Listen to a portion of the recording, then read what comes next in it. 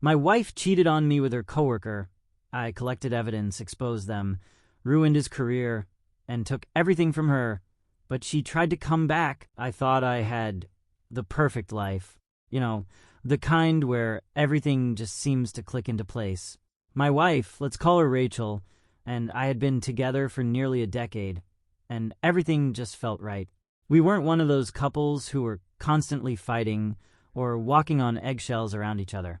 We had our routines, our little inside jokes, and most importantly, we had trust. Or at least I thought we did. But looking back, I can pinpoint when things started to change. It was slow at first, like a creeping shadow that you don't notice until it's too late. Rachel had always been outgoing, the kind of person who could walk into a room and have everyone laughing in minutes. It's part of what I loved about her. She was magnetic. But then she started talking about how other men looked at her. At first, it was in this playful, almost teasing way. She'd laugh and tell me about how some random guy hit on her at the grocery store or how the barista gave her extra whipped cream. I shrugged it off, thinking it was no big deal. I mean, I had no reason to worry, right? She was my wife. We were solid. But then she started doing more than just talking about it. It was like she craved the attention, and not just from me. We'd be out with friends, and I noticed how she'd stand just a little too close to other guys, her hand grazing theirs when she laughed at their jokes. She'd flash that charming smile, the one that used to be just for me, at anyone within arm's reach. At first, I tried to chalk it up to her being friendly, but deep down, something didn't feel right. One night, we were at this bar with a group of friends, and I saw her leaning into some guy, her hand resting on his arm, like she didn't have a husband sitting just a few feet away. She was laughing in that way she used to laugh with me, and my stomach twisted into knots. I tried to ignore it, tried to convince myself it was harmless. But when she caught my eye, she didn't pull away. Instead, she smirked. It was a look I hadn't seen before, like she wanted me to see it, like she was testing me, seeing how far she could push before I snapped. I tried to talk to her about it that night, but she just brushed me off, saying I was being ridiculous and insecure. "Oh, come on, it's just harmless flirting," she'd say, rolling her eyes. "You know you're the only one for me." But the way she said it didn't feel reassuring. It felt like she was daring me to challenge her, daring me to admit how much it was tearing me apart. The thing is, I didn't want to be that guy, the jealous, paranoid husband who reads too much into everything. So I told myself I was overreacting. I tried to ignore it, but once the seed of doubt is planted, it's hard to unsee things. Little moments started piling up. She started going out more, claiming she was just grabbing drinks with friends after work. I'd ask who she was meeting, and she'd be vague. "Oh, just some people from the office, you wouldn't know them," she'd say, her eyes flicking away from mine. Then there were the late-night texts. Her phone, which used to sit openly on the kitchen counter or coffee table, now seemed glued to her hand, face down or tucked away in her purse. She'd be smiling at something, her fingers dancing over the screen, and when I'd ask who it was, she'd say it was nothing. "Just a group chat," she'd say with a shrug, but the way she held onto that phone like it was some lifeline told me otherwise. One night, when I couldn't take it anymore, I confronted her. I told her I'd noticed how she'd been acting, how distant she seemed, and how it felt like she was purposely trying to make me jealous. She laughed like I was some kind of joke. "You're imagining things," she said, waving me off like I was being unreasonable. She made me feel like I was the crazy one, like I was seeing things that weren't there. But I wasn't. The final straw came when this new guy entered the picture. A coworker, of course. She started mentioning him casually at first, dropping his name in conversation like it didn't mean anything. But I could tell something was off. The way she talked about him, her tone would change, like she was excited, like he made her feel something I wasn't. She'd laugh at his jokes a little too hard, mention how funny or charming he was. You know how people talk when they've got a crush? Yeah, it was like that. I tried to play it cool. I told myself I was overthinking it. But then one night I saw them together. We had gone to a work event of hers, and there he was, hovering around her like a moth to a flame. They stood close, too close. I watched as she leaned in to whisper something in his ear, and that's when I knew. It wasn't innocent. It wasn't just work. In that moment, everything clicked. All the late nights, the secretive texts, the way she'd been pulling away from me while practically throwing herself at him. It wasn't just in my head. I could feel the betrayal hanging in the air, even though I had no concrete proof yet. It was like watching the life we built together crumble in front of me. And the worst part was that she didn't even seem to care. But part of me didn't want to accept it. I didn't want to believe that the woman I'd loved and trusted for all these years was capable of something like that. So I convinced myself I needed proof, real proof, something undeniable. And that's when I started to dig. After that night at her work event, I couldn't shake the feeling that something was seriously wrong. My gut told me it wasn't just in my head anymore, but Rachel was still playing it cool, acting like nothing was off. If anything, she seemed even more distant. I tried talking to her a few more times, but every conversation went nowhere. She either got defensive or treated me like I was being paranoid. It was driving me crazy.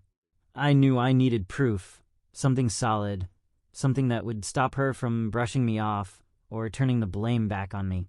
I couldn't confront her again without it. And that's when I decided to do something I never thought I'd have to do in my marriage. I started watching her. It began small. I noticed she started spending more time at the gym or staying late at work, always with some excuse. But the timing was too perfect and the pattern too consistent. She'd always have her phone on silent, and when I'd call to check in, the conversations were short, like she couldn't wait to get off the line. It was like she had a script prepared. Oh, I'm just finishing up with a client, or I'm grabbing a drink with Sarah from work. You know her. I knew something wasn't adding up. I started to pay attention to when she left the house, where she went, and how long she was gone. And the more I observed, the more the cracks in her story showed. One weekend, I decided to test the waters. I told her I'd be out of town for a work trip, which was true, but I came back early, unexpectedly. When I got home, the house was empty. Her car wasn't in the driveway, and when I tried calling, she didn't pick up.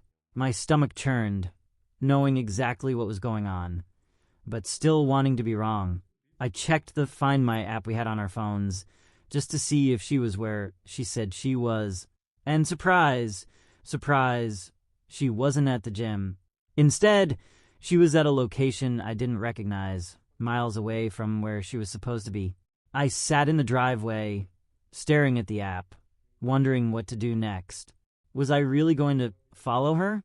Was I really about to stoop to this level? But something inside me snapped. I had to know the truth, no matter how ugly it was. I got back in my car and started driving.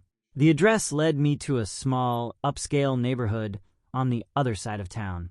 I had no idea what I was expecting, but when I saw her car parked outside one of the houses, my heart sank. I pulled up a little further down the street, just far enough that she wouldn't see me, but close enough to keep an eye on the house. I waited. Minutes dragged by, but it felt like hours. Then I saw her, Rachel, walking out of the house. And she wasn't alone. The guy from work, the one she'd been talking about so much, was right there beside her. They were laughing, completely unaware of anything around them, like they didn't have a care in the world, like I didn't exist. I watched as they stood by her car, talking, their faces inches apart. He reached out and brushed a strand of hair from her face, a move I'd seen him pull before at that work event. But this time, it wasn't innocent. I could see it clear as day. They were close, too close. She wasn't just flirting anymore. She was cheating. And then it happened. She leaned in and kissed him. It wasn't quick. It wasn't shy. It was full on. My stomach turned, and my heart pounded in my chest so hard I thought I was going to be sick. I could barely breathe, let alone think. This was it. This was the proof I didn't want but needed. I should have marched right up to them. I should have said something, done something, but I froze. I felt paralyzed by the reality of it. The woman I'd spent the last decade of my life with, the person I trusted the most, was betraying me in the most blatant way possible, right in front of my eyes. And all I could do was sit there, watching like some helpless bystander in my own life. When they finally broke apart and went their separate ways, I stayed in my car, gripping the steering wheel until my knuckles turned white. I watched her drive off, back to our house, like nothing had happened. I followed at a distance, numb to everything. I couldn't even feel the anger yet. All I felt was this hollow, sinking emptiness. By the time I got home, she was already inside, acting like nothing was out of the ordinary.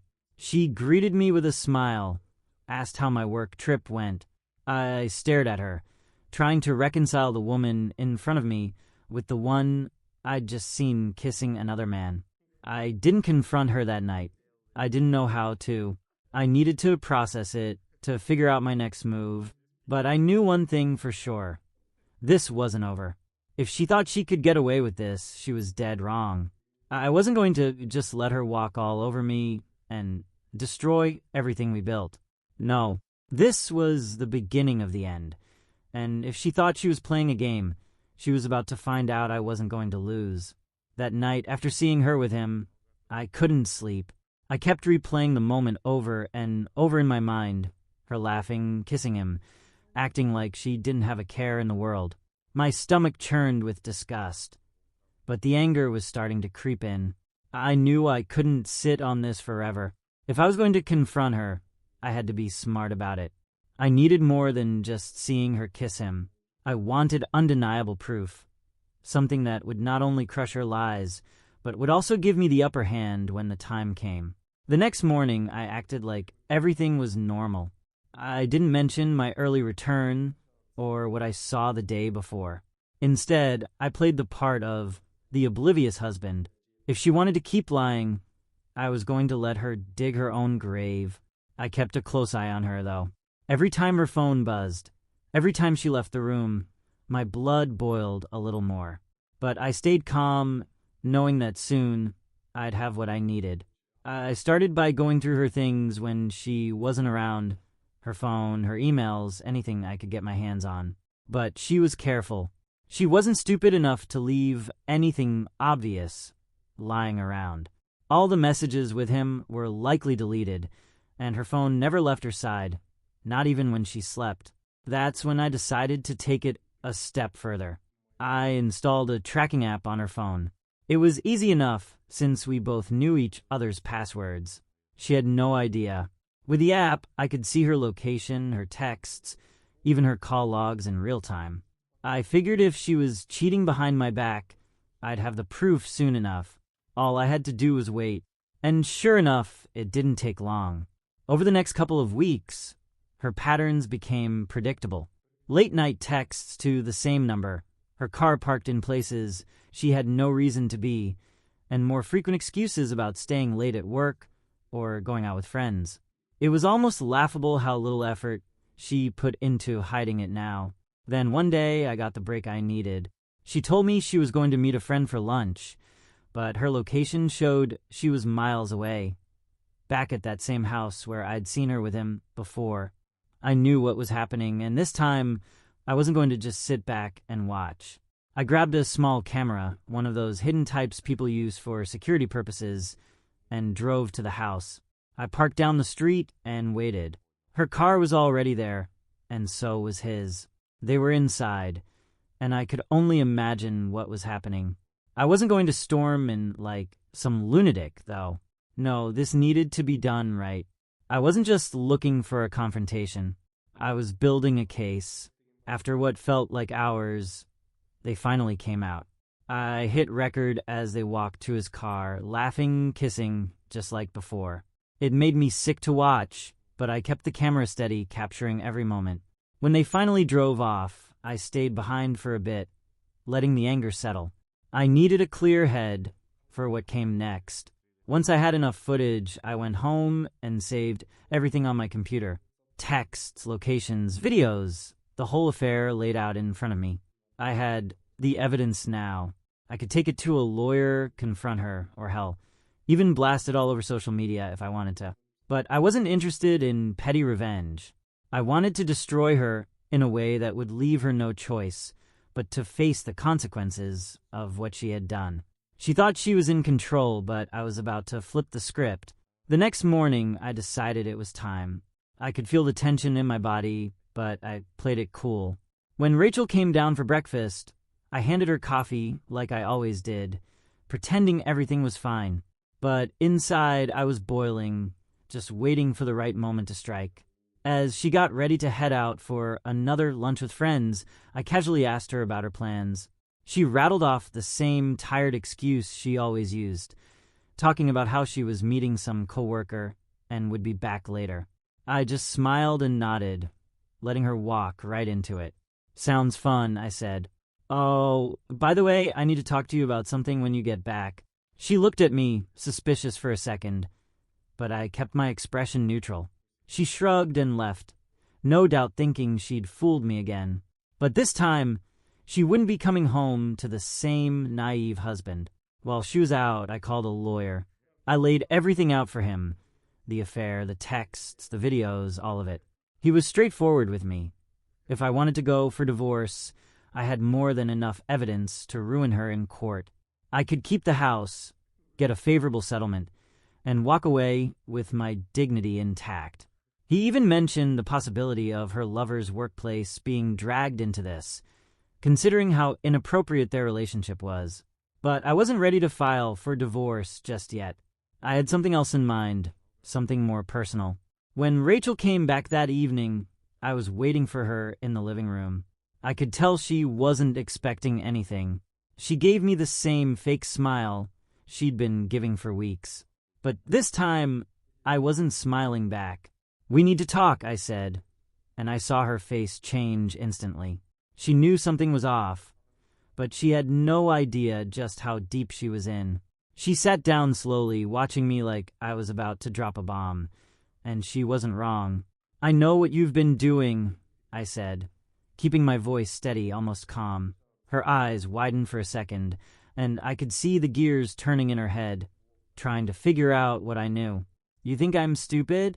That I haven't noticed all the late nights, the lies, the disappearing acts?" I leaned forward, locking eyes with her. "I've got everything, Rachel. I know about him. I've seen the texts. I've seen the videos. Hell, I even have you on camera, kissing him like your marriage never existed." Her face went pale. She opened her mouth to speak, but nothing came out. The shock had hit her full force. "And now," I said, leaning back, "I'm going to make sure everyone else knows, too." The look on her face when I dropped the bomb was priceless. She sat there, frozen, her mouth slightly open, like she couldn't believe what she was hearing. For a split second, I almost felt sorry for her. Almost. But then I remembered the months of lies, the way she'd made me feel like I was the problem, and that sympathy evaporated. She wasn't the victim here, I was. Rachel started stammering, her words tripping over each other as she tried to deny it. But there was no conviction in her voice. She knew she was caught, and no amount of backpedaling was going to save her now. You're wrong. I don't know what you think you saw, but it's not what you think," she mumbled, her eyes darting around like she was looking for an escape. It was pathetic, really. I didn't say anything at first. I just let her flail around, trying to find some angle, some excuse to get herself out of this mess. But we both knew it was pointless. I watched her crumble, and honestly, it felt good. This was the same woman who had made me feel like I was crazy for suspecting something. The same woman who had flirted with other men right in front of me and then acted like it was nothing. Now she was the one squirming, and I was in control. "I've seen everything, Rachel," I repeated calmly. "You don't have to pretend anymore. The lies, the sneaking around, it's all out in the open now." Her eyes finally locked onto mine, and I could see the panic in them. She was scrambling, trying to figure out how much I knew, how deep this went. But it didn't matter. I had enough to destroy everything. How long has this been going on? I asked, my voice colder than I expected. At first, she didn't respond. She just sat there, staring at her hands like she couldn't face me. I was about to repeat the question when she finally spoke, her voice barely above a whisper. A few months. Of course. It didn't surprise me, but hearing her say it out loud made my blood boil all over again. This wasn't just a one-time thing, a mistake she could chalk up to bad judgment. This was deliberate, calculated. She'd chosen this guy over and over again, while coming home to me like nothing was wrong.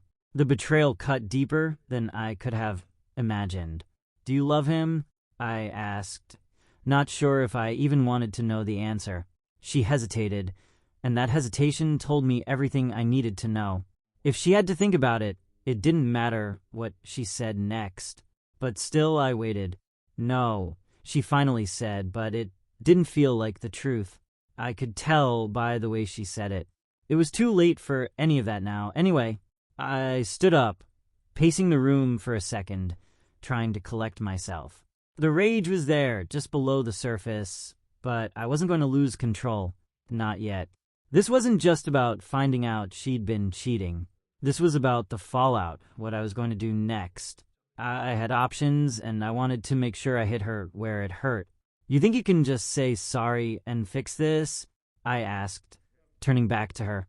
"You've been lying to my face for months, sneaking around behind my back. Do you have any idea what that feels like?" Rachel's eyes filled with tears, but I didn't care. I wasn't about to fall for her sob story. This was the same woman who had been out there with another man while I was sitting at home, trusting her. She didn't get to cry her way out of this. I didn't mean for it to get this far," she whispered, her voice breaking. "It just happened. It just happened."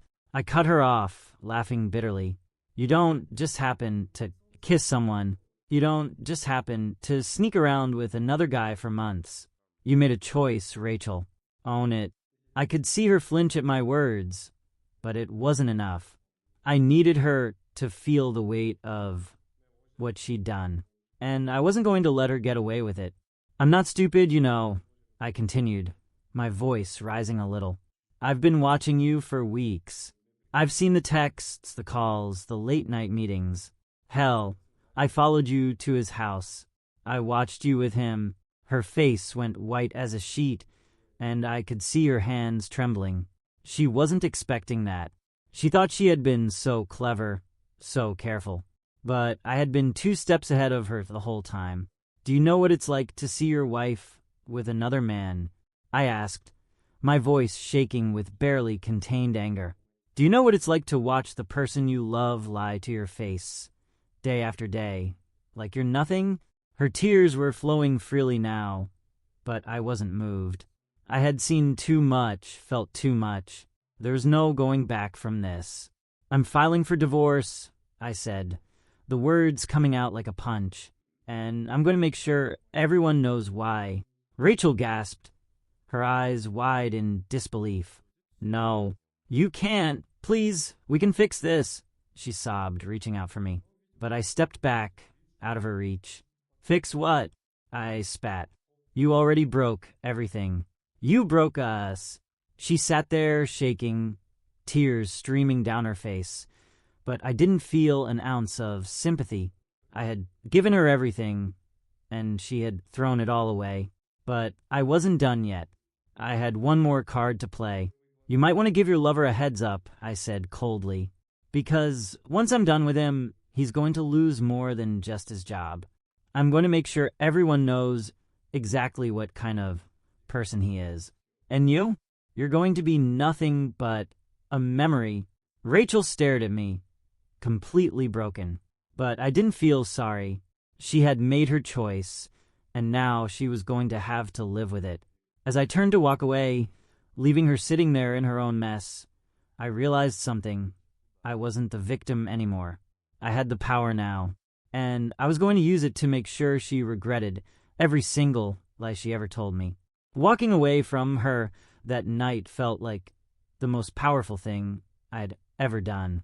All the anger, All the frustration, all the confusion I had carried for months, it was finally out in the open. But as satisfying as it was to watch her break down, I knew this was only the beginning. The real fallout was still to come, and I had no intention of holding back. She was going to feel the consequences of everything she had done, and I was going to make sure of it. The next few days were quiet. Rachel didn't try to talk to me, which was fine by me. She was probably holed up somewhere, trying to figure out what to do next.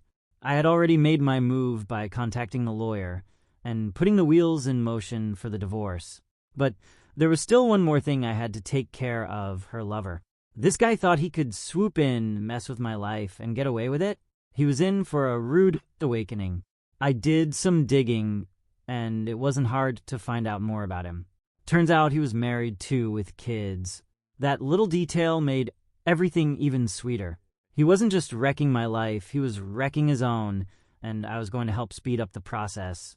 I gathered everything I had on him: the texts, the photos, the videos of him with Rachel. There was no way he could talk his way out of this. And just like I had with Rachel, I wasn't going to rush in. I needed to be strategic, hit him where it hurt the most. So I found his wife's contact information and sent her everything. No explanations, no words. Just the cold, hard evidence of what her husband had been doing behind her back. It didn't take long for the fallout to start. Within hours, I got a reply from her. She was furious, devastated, and heartbroken all at once. She thanked me for showing her the truth, said she had suspected something for a while, but couldn't put her finger on it.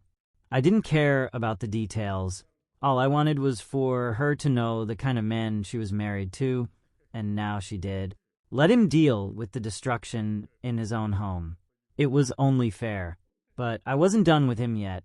He worked at the same company as Rachel, and I knew that workplace relationships, especially affairs, weren't exactly smiled upon. With the help of my lawyer, I sent the evidence to his HR department. If I couldn't burn his life down personally, I was going to let his employer do the job for me. He was playing a dangerous game, and it was time for him to face the consequences. A few days later, I got word from his wife that she had kicked him out. Divorce papers were being drawn up, and she wasn't holding back. His life was crumbling around him, and the best part was it was all his fault. The same man who had laughed with Rachel kissed her in broad daylight, thinking he could do whatever he wanted. He was now facing the reality of his choices, and I had helped deliver the final blow. As for Rachel, she knew what was coming. When I finally served her with divorce papers, there was no surprise, just sadness in her eyes. She didn't argue or try to fight it. I think she knew there was no point. Everything she had worked for, our life, our marriage, the trust we once shared, it was all gone. And for what? A fling with a married man who couldn't even hold his own life together? In the weeks that followed, things moved quickly. The divorce process was straightforward, thanks to the mountain of evidence I had. I got the house, the car, and everything that mattered. Rachel didn't try to contest it. She knew better. She had lost everything, and now she had to deal with the aftermath. I didn't hear much from her after that. She moved out of the house, leaving behind memories that no longer held any meaning. Every room was tainted, every piece of furniture a reminder of the lies she had built around me. But the emptiness didn't bother me. In fact, it was freeing. I didn't have to carry the weight of her betrayal anymore. That was her burden to bear. The final nail in the coffin came when I found out through mutual friends that her lover had lost his job. The company didn't tolerate inappropriate relationships between employees, and once the affair came to light, they let him go. He had nothing left, no wife, no job, no future with Rachel.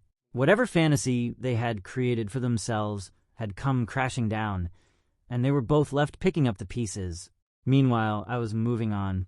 It wasn't easy, of course. There were nights when the memories would creep back in, and I'd feel that familiar anger bubbling up. But the difference was now I was in control. I had taken back my life, my dignity, and my future. I wasn't going to let her betrayal define me. As for Rachel, she became a ghost of her former self. People stopped inviting her to events, and those who once admired her began to distance themselves. Word got around about what had happened, and she had no choice but to face the consequences of her actions. She wasn't the charming, carefree woman she once pretended to be. She was just another person who had ruined their life for something meaningless. In the end, I got what I wanted, closure. She lost everything, and I got my freedom. The revenge I had sought wasn't about destroying her life or her lovers. It was about reclaiming mine, making sure that they couldn't walk away from this without feeling the weight of what they'd done. And I did just that. Now, as I look back, I realize something. It's not just about getting even. It's about moving on, about knowing your worth, and refusing to let someone else's mistakes define you. Rachel thought she could play me, but in the end, I played her. And I walked away, head held high, knowing I had the last word. In the aftermath of it all, I expected to feel some kind of final victory, like the weight of everything would just lift off my shoulders and I could breathe again. But if I'm being honest, it didn't feel as satisfying as I thought it would. Sure, Rachel's life was a mess, her lover's was ruined, and I had walked away with everything that mattered. But there was still a part of me that felt hollow, like something had been stolen from me that I could never get back. The weeks turned into months, and I started adjusting to life on my own. I kept myself busy, trying to rebuild a routine that didn't involve Rachel. I poured myself into work, hit the gym harder than ever, and even picked up a few hobbies I'd always wanted to try, but never had the time for. It was liberating in a way, realizing that I could do whatever I wanted without having to consider anyone else. But it still felt strange. Friends and family were supportive, of course, but you can only hear you did the right thing or you're better off without her so many times before it starts to lose its meaning. They weren't the ones who had to live through it, who had to watch the person they loved throw everything away for something so pointless. I'd wake up in the middle of the night sometimes, half expecting her to be there, only to remember that I was alone. And it hit me harder than I cared to admit. I guess part of me was still mourning the life we had before everything fell apart. The good memories we shared, the plans we made, they didn't just disappear because she made a terrible choice. They were still there, lurking in the back of my mind, and it was hard to shake them off. I wasn't mourning her exactly. I knew the woman I loved was long gone, but I was mourning the future we were supposed to have. It's funny how you can grieve something that never even happened. But as time went on, I started to find myself again. The anger, the bitterness, it started to fade little by little. I stopped obsessing over the past and began looking ahead. I realized I had a second chance to build something new, something better, and that was a powerful feeling. I wasn't tied to anyone else's mistakes anymore. I had my own path to walk, and I was going to make damn sure it led somewhere better. Then, out of nowhere, Rachel reached out to me. It had been a few months since the divorce was finalized, and I hadn't heard a word from her. I assumed she was laying low, dealing with the wreckage of her own life, but I never expected her to try to contact me again. When I saw her name pop up on my phone, my first instinct was to ignore it. I had no interest in reopening that door. But curiosity got the better of me, and against my better judgment, I opened the message. I know I'm the last person you want to hear from, but I just wanted to say I'm sorry. I've been doing a lot of thinking, and I realize how badly I messed up. I never should have hurt you like that. I don't expect forgiveness, but I just wanted to apologize. I stared at the message for a long time, not sure how to respond. Part of me wanted to lash out, to tell her that no apology could fix what she'd done. But another part of me just felt tired. Tired of being angry. Tired of carrying around this weight. Maybe it was closure, or maybe it was just a sign that I had finally moved on. But I didn't feel the need to engage with her. I didn't need her apology to heal. So I didn't respond. I let it go, like I had let her go. There was no point in dredging up the past or reopening old wounds. She had her life to figure out, and I had mine. A few weeks later, I heard through a mutual friend that she had moved away, left town to start fresh somewhere else. It didn't surprise me. There was nothing left for her here. Her reputation was in tatters, and most of our social circle had cut ties with her. She had become a ghost, someone people whispered about, but didn't really talk to anymore. It was fitting in a way. She was finally dealing with the consequences of her choices. As for me, things slowly started to get better. I stopped looking over my shoulder, stopped wondering if I'd run into her or hear something about her from mutual acquaintances. It was like the last chapter of that story had finally closed, and I was free to start a new one. I started dating again, tentatively at first. It was strange putting myself out there after everything that had happened. Trust didn't come easy, and I found myself questioning people's motives more than I used to. But I didn't let it stop me. I knew I wasn't going to let Rachel's betrayal define how I approached every relationship going forward. I deserved better than that. Eventually, I met someone. It wasn't instant fireworks or some dramatic love story. It was simple, real, and honest. She knew about my past, and she didn't judge me for it. She didn't try to fix me or make me forget what happened. She just accepted me for who I was, scars and all. And for the first time in a long time, I felt like I could trust again. It's funny how life works out sometimes. If you had told me a year ago that I'd be in this place, happy at peace, moving forward, I wouldn't have believed you. But here I am, living proof that you can come out the other side stronger. I thought Rachel had destroyed me, that her betrayal would break me in ways I could never recover from. But in the end, it just made me tougher.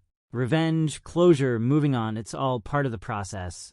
And looking back now, I don't regret any of the steps I took to get here. I did what I had to do. I fought for myself when no one else would. And in the end, that's all that really mattered. Rachel's just a memory now. A painful one, sure, but one that no longer controls me. She made her choices, and I made mine. And I'm proud of the man I became through it all. As time passed, things started to feel normal again, or at least a new version of normal. The chaos of everything Rachel had put me through began to fade into the background. It didn't disappear completely. Scars like that don't just vanish, but they stopped stinging the way they used to. Life was moving forward, and I was moving with it. One of the biggest changes was the way I looked at myself. I had spent so long feeling like a victim, like Rachel had taken something from me that I'd never get back. But slowly, I started to realize that I wasn't the same person I was when all of this began. I was stronger now, more aware of who I was and what I wanted. It wasn't just about surviving anymore. It was about thriving. I threw myself into work and my new hobbies, not as a way to escape, but because I genuinely enjoyed them. I started traveling more, visiting places I'd always wanted to go, but never got around to. There was something freeing about going wherever I wanted, doing whatever I wanted, without worrying about someone else's plans or expectations. For the first time in a long time, I felt like I was living for myself. Dating again had been weird at first, but eventually it became something I looked forward to. Meeting new people, learning their stories, it reminded me that life wasn't as bleak as I once thought. Not everyone was out to betray you. Not everyone was going to leave you questioning your worth. I realized that just because one person had broken my trust didn't mean I had to close myself off from everyone else. And then there was her. We met through friends, and at first, I wasn't even sure I was ready for something serious. I had been burned so badly before that the idea of falling for someone again felt dangerous. But she wasn't like anyone I'd been with before. She was patient, understanding, and didn't push me to be anything other than who I was. She knew about my past, about Rachel, and never made me feel like I had to pretend I was over everything. She just accepted it. Slowly but surely, I let my guard down. We took things slow, but before I knew it, we were spending more and more time together, and I wasn't waiting for the other shoe to drop. It felt right.